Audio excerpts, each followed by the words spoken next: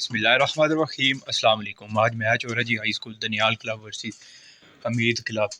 चंद minute के बाद अभी यहाँ पे मैच होगा, आपको मैच दिखाएंगे जी इंशाल्लाह। और आप हमारे YouTube channel Ali Daniyal official से ये मैच देखेंगे।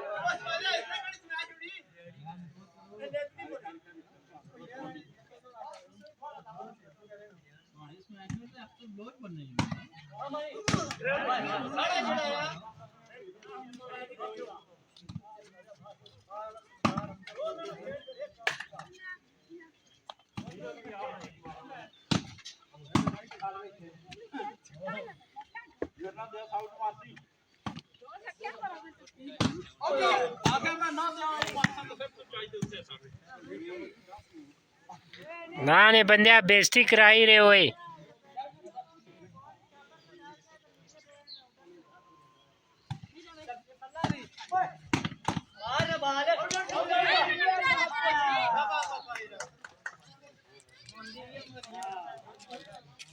फिर दे के भेजी किसी को,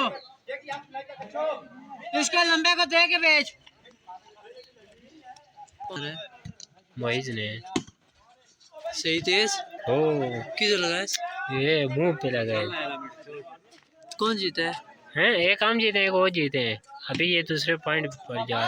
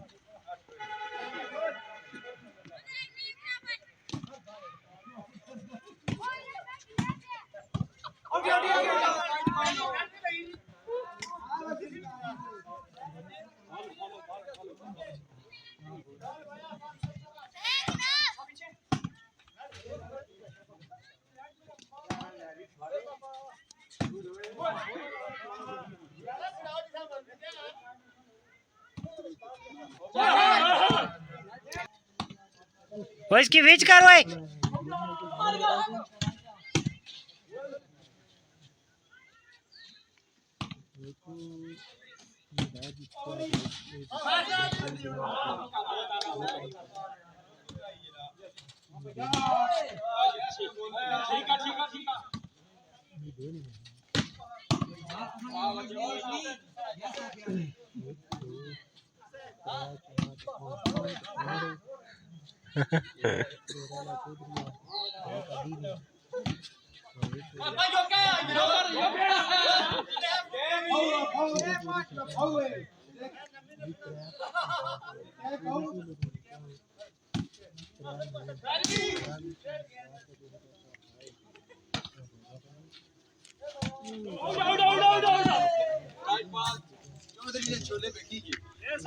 असल है हो जाए पीला शिटा लाना उसने हाथ दुखी गया।